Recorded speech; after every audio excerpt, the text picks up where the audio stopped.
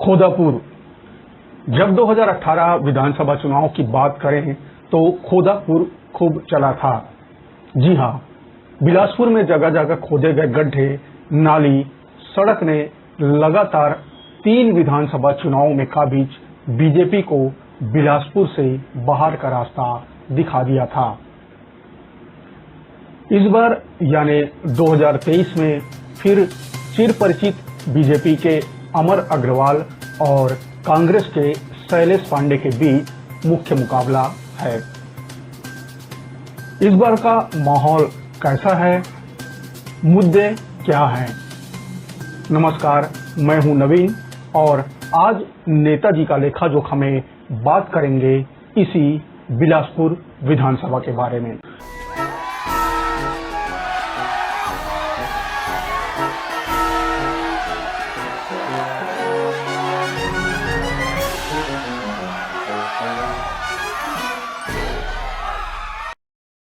बिलासपुर विधानसभा न केवल अविभाजित मध्य प्रदेश बल्कि छत्तीसगढ़ की राजनीति में अहम स्थान रखता है।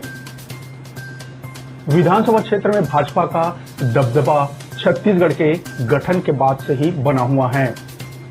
इस विधानसभा को ब्राह्मणों का गढ़ माना जाता है, क्योंकि विधानसभा के कुल 2,71,971 मतदाताओं में 25,000 मतदाता ब्राह्मण वर्ग से ही आते हैं। इसके अलावा मुस्लिम और ओबीसी वोटरों का भी बिलासपुर विधानसभा में एक प्रकार से दबदबा है। 2018 के चुनाव को छोड़कर बाकी के तमाम चुनावों में तमाम अनुमानों को धत्ता बताते हुए भाजपा ने यहां जोरदार जीत हासिल की थी। एक हिसाब से इसे भाजपा का गढ़ माने जाना लगा था, लेकिन साल 2018 के विधानसभा चुनाव में कांग्रेस के नए नवेले चेहरे यानी शैलेश पांडे ने भाजपा के कद्दावर नेता यानी पूर्व मंत्री अमर अग्रवाल को धूल चटा दी थी। शैलेश पांडे अमर अग्रवाल को तकरीबन 11,221 मतों से पराजित कर पहली बार विधायक चुने गए। चुनाव में शैलेश पांडे को 67,896 मत हासिल हुए। वहीं भाजपा के जो पूर्व मंत्री अमर अग्रवाल थे उनको 56,675 वोट मिले थे। जोगी कांग्रेस के प्रत्याशी ब्रजेश साहू तीसरे नंबर पर रहे। उन्हें महज 3,641 वोट ही प्राप्त हुए थे। बात करें बिलासपुर विधानसभा की तो यहाँ की समस्या भी दूसरे विधानसभा में जो समस्या रहती है, नाली, सड़क, बिजली, पानी, अच्छा स्वास्थ्य के साथ साथ भूमाफियाओं, अपराध और अवैध खनन एक प्रमुख मुद्दा है। लंबे समय से खोदापुर की छवि को लेकर मतदाताओं के एक वर्ग का मानना है कि जो पिछले 4 साल यानी शैलेश पांडे का जो कार्यकाल है, पिछले 4 सालों में समस्याएं जस की तस बनी हुई है। तो एक तरफ दूसरा वर्ग यह भी कहता है कि स्थिति में बदलाव तो आया है, पहले की तुलना में नाली और सड़कों पर काम हुआ है। बिलासपुर विधानसभा ब्राह्मणों का गढ़ माना जाता है, जैसे हमने पहले भी बात की। 3.25 लाख मतदाताओं में 25,000 मतदाता ब्राह्मण समुदाय से ही आते हैं। इसके अलावा मुस्लिम मतदाताओं के साथ साथ ओबीसी वोटरों की यहां अच्छी खासी संख्या देखी गई है। बीते चुनाव में माना जा रहा है कि शैलेश पांडे ब्राह्मण मतदाताओं की वजह से अमर अग्रवाल जैसे कद्दावर नेता को हराने में कामयाब हुए थे। विधायक यानी शैलेश पांडे के परफॉर्मेंस को लेकर जनता की मिलीजुली प्रतिक्रिया है। मतदाताओं के एक वर्ग का मानना है कि 15 साल के गड्ढे को पाटने में कुछ समय तो लगेगा ही। नाली, सड़कों के साथ साथ शिक्षा के क्षेत्र में अच्छा काम किया गया है। वहीं मतदाताओं के दूसरे वर्ग का मानना है कि शहर में बीते 4 सालों में कोई भी उल्लेखनीय कार्य नहीं हुआ है जिसे याद किया जाए, बल्कि 4 सालों में बिलासपुर अपराध का गढ़ बन गया है। चाहे जमीन माफिया हो या रेत माफिया, अपराधियों के हौसले इतने बुलंद हैं कि कहीं भी चाकूमारी हो रही है, कभी भी कुछ हो रहा है। आम जनता अपने जान माल को लेकर पूरी तरह से असुरक्षित महसूस कर रही है। इसके पीछे मुख्य कारण जो यहाँ के मतदाता हैं वो कहते हैं कि जो युवाओं में तेजी से बढ़ती नशाखोरी वो है, जिस पर यहाँ का जो पुलिस है वो कसने में नाकाम साबित हुई है। हालांकि जो बिलासपुर पुलिस है एक अच्छा अभियान भी चला रही है, निजात अभियान, जो नशा को रोकने के लिए, उसके बावजूद भी अपराध पर लगाम कसी नहीं जा सक रही है। अरपा नदी के गोद में बसे बिलासपुर का कई वर्षों बाद ही सही फ्लाईओवर बनकर तैयार हो गया है।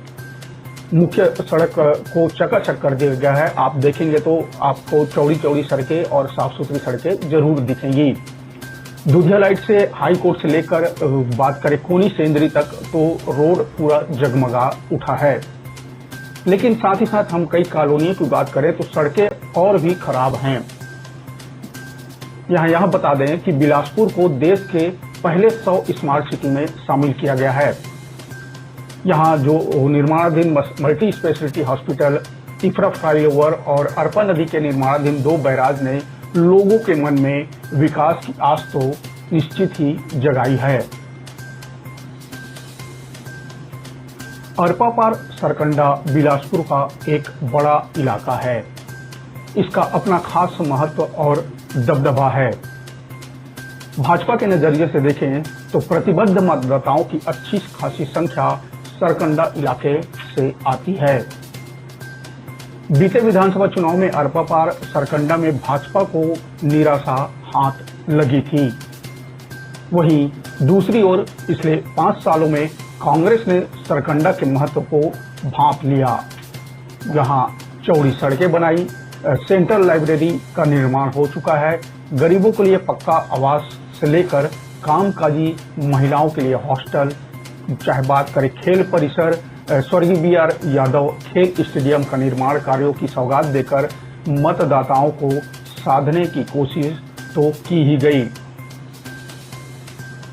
अब तो यह 3 दिसंबर को ही पता चलेगा कि अमर अग्रवाल के 15 साल बनाम शैलेश पांडे के 5 साल के कामों को जनता किस रूप में देखती है और बिलासपुर के सत्ता की चाबी किसे सौंपती है। तो बात करें बिलासपुर विधानसभा की तो यहाँ हर साल मतदान का प्रतिशत लगभग बढ़ता ही रहा है। साल 1993 की बात करें तो यहाँ का जो मतदान प्रतिशत था 59.93 था। 1998 की बात करें तो 51.86% मत पड़े थे। 2003 में 62.41%, 2008 में 61.21%, वैसे ही 2013 में 58.99% और 2018 विधानसभा चुनाव की बात करें तो 61.60% यहाँ मत पड़े थे। 1993 के बाद से लेकर अब तक कौन कौन यहाँ बिलासपुर विधानसभा सीट पर काबिज रहा, किसने बाजी मारी, उस पर एक नजर डालें तो 1993 में BR यादव कांग्रेस के मूलचंद खंडेलवाल जो भाजपा के उम्मीदवार थे उनको पटखनी दी थी। उसी तरह 1998 की बात करें तो जो अभी के उम्मीदवार हैं अमर अग्रवाल ही उस समय उम्मीदवार थे, भाजपा से थे और कांग्रेस से जो कुमार टा उनको उन्होंने पटखनी दी थी यानी हराए थे। इसी तरह 2003 में फिर यहां से अमर अग्रवाल को ही मौका मिला भाजपा की तरफ से। इस बार कांग्रेस से अनिल टाह मैदान में थे जिनको हार का सामना करना पड़ा, यानी अमर अग्रवाल ने उन्हें पटखनी दी। 2008 विधानसभा चुनाव की बात करें तो अमर अग्रवाल भाजपा की तरफ से फिर मैदान में थे और कांग्रेस की तरफ से फिर अनिल टाह ही मैदान में थे। फिर से अनिल टाह को हार का सामना करना पड़ा। इसी तरह 2013 में भी अमर अग्रवाल को भाजपा ने मौका दिया। इस बार जो विपक्ष में थी वाणी राव थी कांग्रेस के, वो अमर अग्रवाल ने वाणी राव को हरा दिया। 2018 की बात करें तो कांग्रेस से यहाँ शैलेश पांडे ने भाजपा के जो कद्दावर 15 साल से जो सत्ता करते आ रहे थे अमर अग्रवाल को धूल चटा दी। तीसरे नंबर पे यहाँ पर जो जोगी कांग्रेस के ब्रजेश साहू थे 2018 की चुनाव में। तो यह तो थी छत्तीसगढ़ की न्यायधानी बिलासपुर विधानसभा का मोटा मोटा हालचाल। यहाँ अभी भी मुख्य मुकाबला चित परिचित प्रतिद्वंदी यानी भाजपा और कांग्रेस के बीच ही है। पिछले विधानसभा चुनाव में भाजपा के हार के बाद जो बातें उस समय निकल कर आई, उसके बाद भी इस बार अमर अग्रवाल को उम्मीदवार बनाए जाना कांग्रेस के साथ ही साथ खुद भाजपा के कार्यकर्ताओं को चौंका जरूर गया। कुछ लोगों का कहना है कि अमर अग्रवाल की जगह किसी दूसरे कैंडिडेट को टिकट दी जाती तो टक्कर कांटे का भी हो सकता था।